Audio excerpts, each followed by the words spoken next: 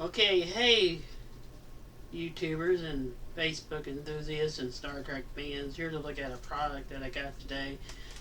This is the Polar Lights Enterprise from the movies.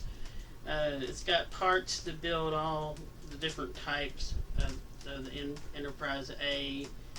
Um, I think you can make it like the Search for Spock, where it has battle damage, or like the Rathacon, which probably looks similar. But if you want it like the motion picture, you want it all brand new looking. So there's different movies you can base this on, and then there's like the Voyage Home one, and the Final Frontier and Discover Country. My favorite movie is Search for Spock. Uh, I just like that movie because it showed more Starfleet and showed the space station, and it gave somebody an idea to do Deep Space Nine. I love Deep Space Nine. It's one of the best ones. Voyager was pretty good, and Next Generation, uh, Star Trek was good, but so many other stars have passed away. But they redone the Star Trek series. They kind of updated the special effects and everything. I do have a DVD set from the second season, but this is the Polar Lights Enterprise A. It's make sure I got it right. See, it's 34 inches long, which is the biggest one I've ever seen. Of course, the real model was like 6 feet, and then I think in the motion picture they had a 20-foot one. But I think most of the scenes in that movie where they enter in the cloud, that was like a 20-inch model. But I think they had a 20 feet model. I mean, they had a 20 feet model, but they also had a 20-inch model. That's what I understand, what I read. And so, in probably the later Star Treks, they used a 6-foot model. So yeah, this is a 3-foot. This is almost 3 foot, but it's 34 inches long. It has all the details, the landing bay. This isn't the Polar Lights model that came out a few years back. This is a kind of a remake, I think. And they redid some of the parts. You can light this up with LEDs. I do have some LEDs. There is a landing bay LED kit that you can buy. So this is one of Polar Light's finest models. I have a lot of models. I have Godzilla, that's excellent, and then I got the Mobus model company. It's kind of like their rivals because some models they do good, some models they don't. But I used to buy a lot of AMT models, but I didn't like the quality of them because sometimes they didn't go together, or this scale was all wrong, and I just didn't like them. Then Polar Lights came along. They did come out with this a few years back, but this is a reissued one, or a redone one, because it's not the same packaging they had. But this is an excellent box. I wouldn't throw this thing away. Excellent box for display, and so it's got pictures of it in the back. I do have some blue lights and some interior lights. I also have, I think I got some multicolor lights, some red ones. I just need some more blinking lights. I need the landing bay kit, which I saw on there, and but they don't have. I looked on the Amazon. They just didn't have any official lights for this model. It's just the landing bay lights. So yeah, this is 34 inches long, and so I'm going to open this and show you what's inside. And I got my scissors here.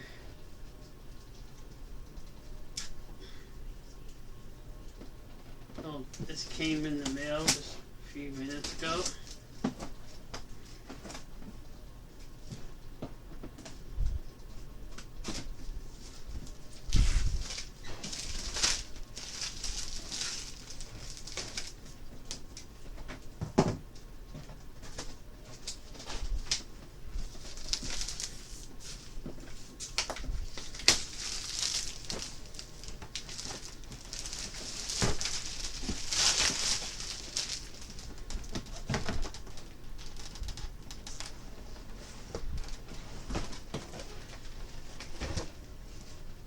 Okay, there's the box. You get all kinds of pictures on the side. There. And there's one of the side. A lot of times when they used to make models years ago, they just didn't have any pictures of them on the box. It's just not a real picture, but it's a picture of the model, and you keep, and the picture is sort of small. So, okay, here's the. This is, I don't know if you. It's got a. That's the decal sheet, and there's a lot of decals on there. So yeah, this thing's. This is the softer section on the Enterprise A, and I think they said it was about 16 inches. Damn it, 16 inches all around. Here's one of the engines.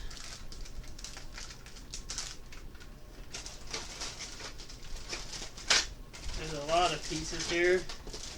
Oh, here's the base. The base, that's the base. It's got a metal rod. I don't think it's hollow inside. The base kind of reminiscent docking board docking. Here's all the clear pieces and some of the fins. That holds the engines up. Now here's the secondary hull. They got everything all together, not scattered, to make it easier. Okay, here's the. I think this is some of the landing bay. Let's see. And then this is the bridge and the the sensor dish and the part that goes underneath the dome. I think there's a bridge.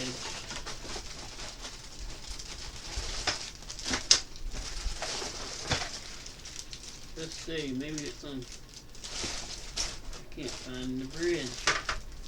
Oh, it's kind of molded on here. I don't think that's it. Let's see. That's it. Oh yeah, here the bridge. The top of the bridge is in there. Oh yeah. I think.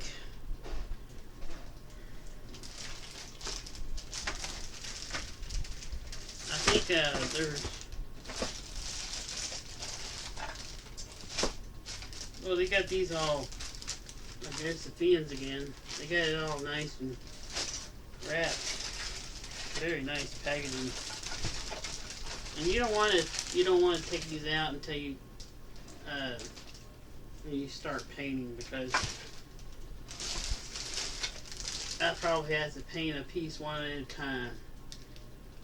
Because this thing is expensive, and I don't want to mess up on it.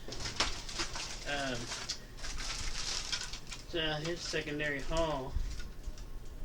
I thought there was two different ones. But, let's see, I want to see what's on.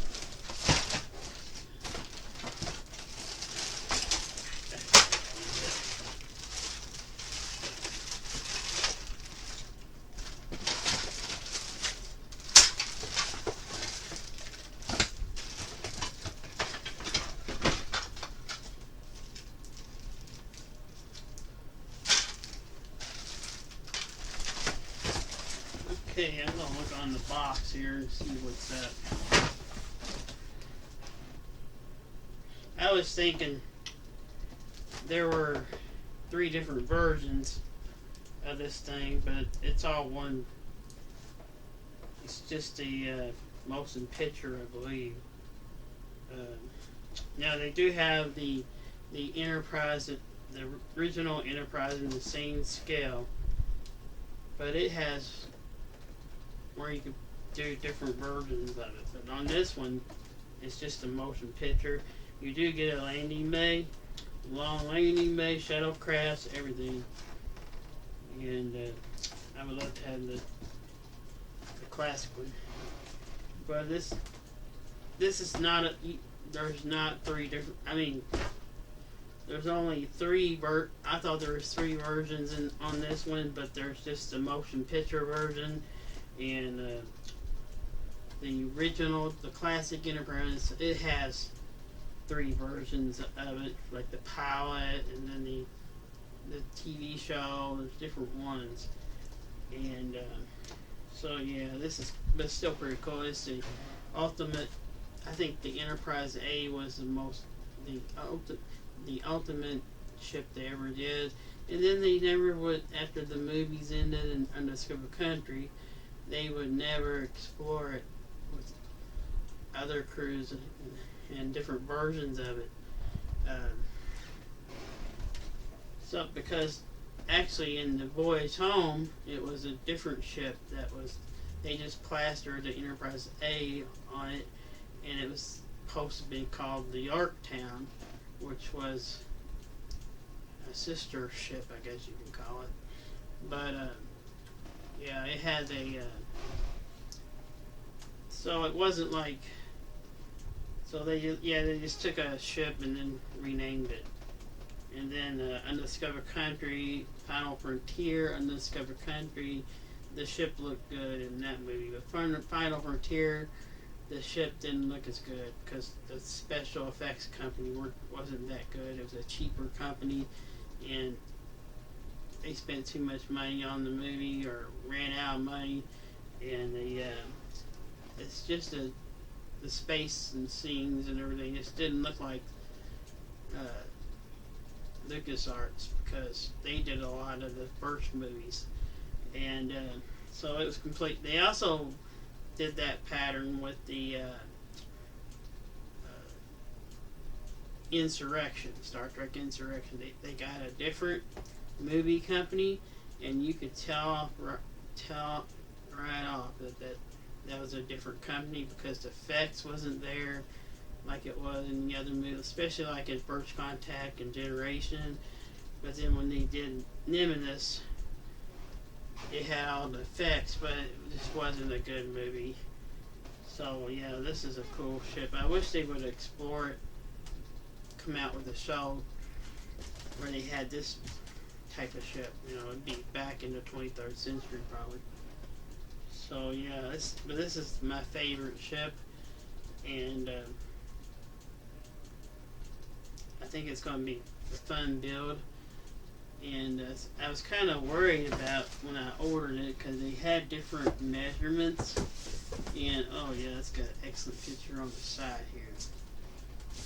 But, so yeah, this is a cool ship. So thanks for watching. Subscribe, comment, over and out.